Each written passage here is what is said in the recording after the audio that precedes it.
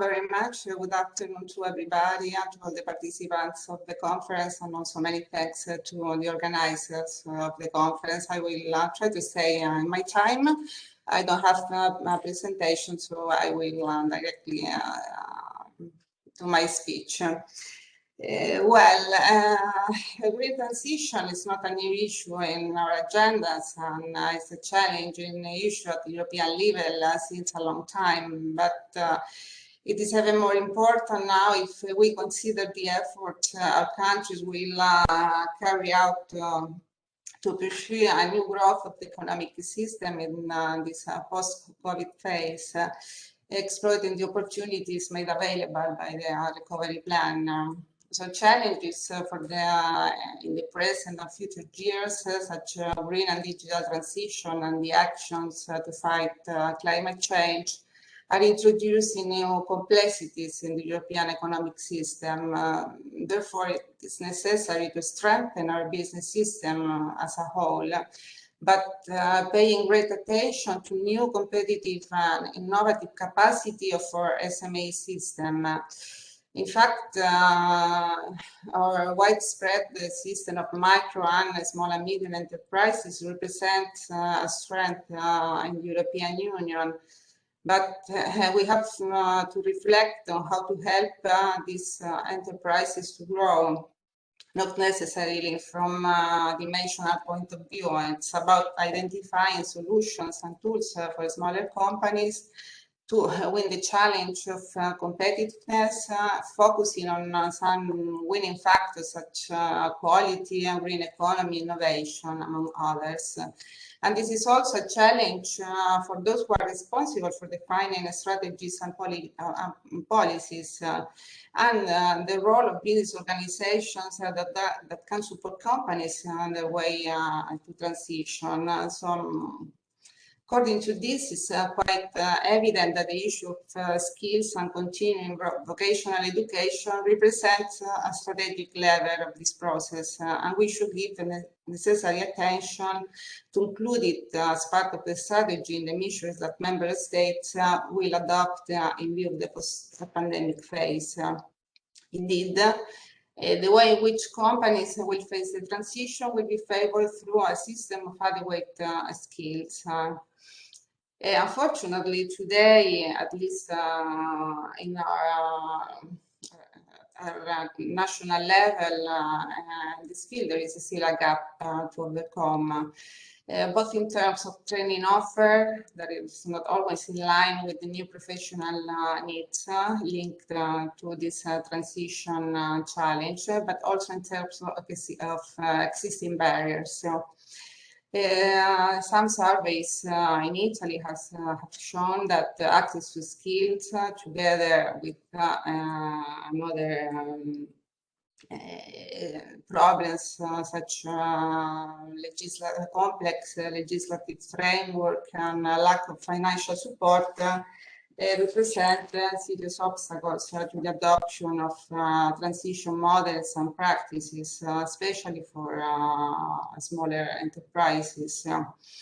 As CNA, in the last 2-3 years, as member of the Italian stakeholders platform of circular economy, we have developed some activities linked with this issue.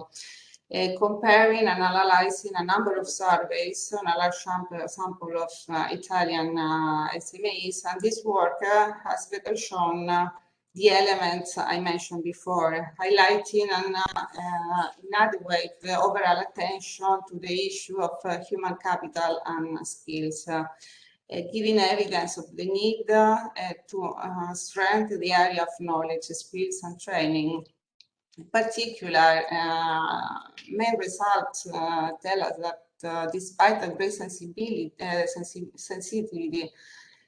from the entrepreneur to aspects related to the economic context, big attention to technical solution, they pay little attention on human capital and skills, both in terms of identify needs and also perceived barriers. But we think, first of all, it's a question of cultural approach. For an effective implementation of green transition strategies, a cultural change is necessary. And this should be based also on a transversal approach to training and education.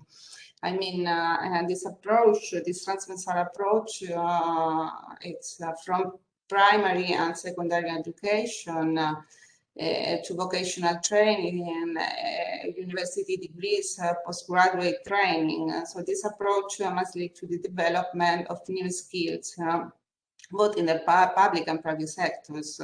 So vocational training and professional qualification of the entrepreneurial system is crucial. We know that knowledge and skills required for the implementation of green transition culture are transversal and include technical, organizational, and relational skills. It's necessary to involve the final consumer on a larger scale, also citizens. So we think it's important to create awareness among entrepreneurs and disseminate and promote good practices also through dedicated platforms. And most important, to train internal skills. And this is a common problem both for enterprises and for public administrations. So the aim should be to spread a new entrepreneurial culture based on awareness in the efficient use of resources, exchange of practices, or access to new knowledge and innovation. In fact, in recent years, the awareness of the strategic nature of training for the improvement of entrepreneurial competitiveness has grown in Italian companies, although Italy does not rank among the first places in the ranking of European Union countries in terms of training enterprises for the participation of workers in the learning activities offered to them. However, there is a continuous growth and diffusion of training practices within the Italian productive system. I would like to share with you, underline a couple of experience at national level in this field, which if properly addressed could represent an excellent opportunity to develop new skills in companies in order to meet the challenges of digital and ecological transformation.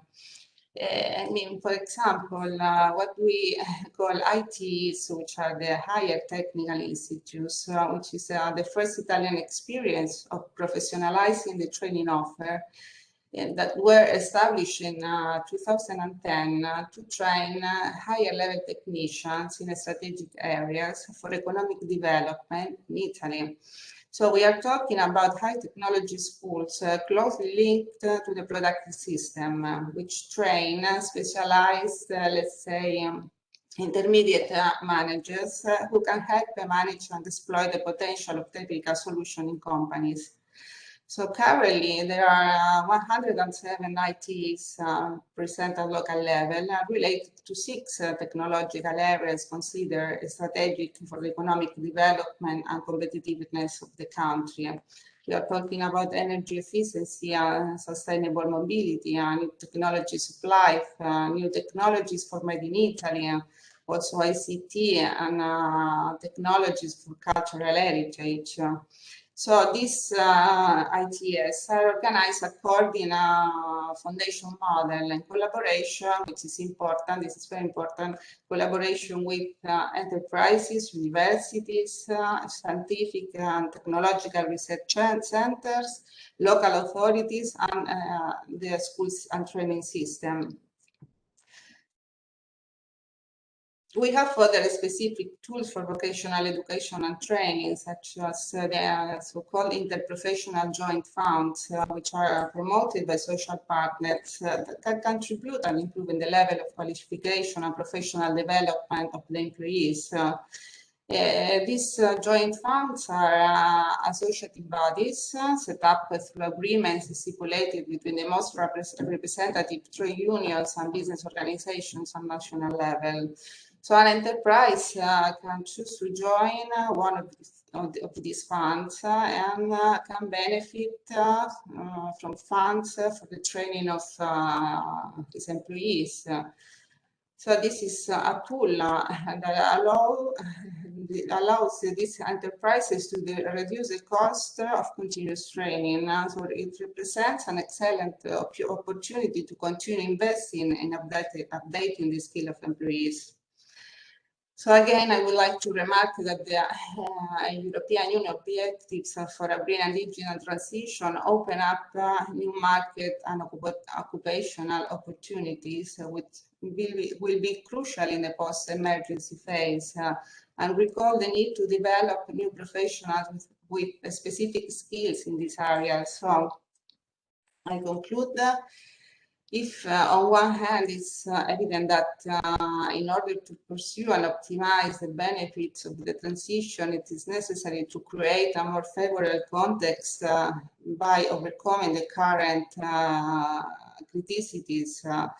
As I said before, complex legislative framework, adequate economic planning, and so on. From the other hand, we must qualify and prepare our entrepreneurial system for the challenges of the future, and this requires a fundamental role of social partners and European business organizations. So, in our opinion, we hope, we believe that the use of the recovery plan made available, the resources made available by the recovery plan will be a determinant to reach this objective. Thank you very much.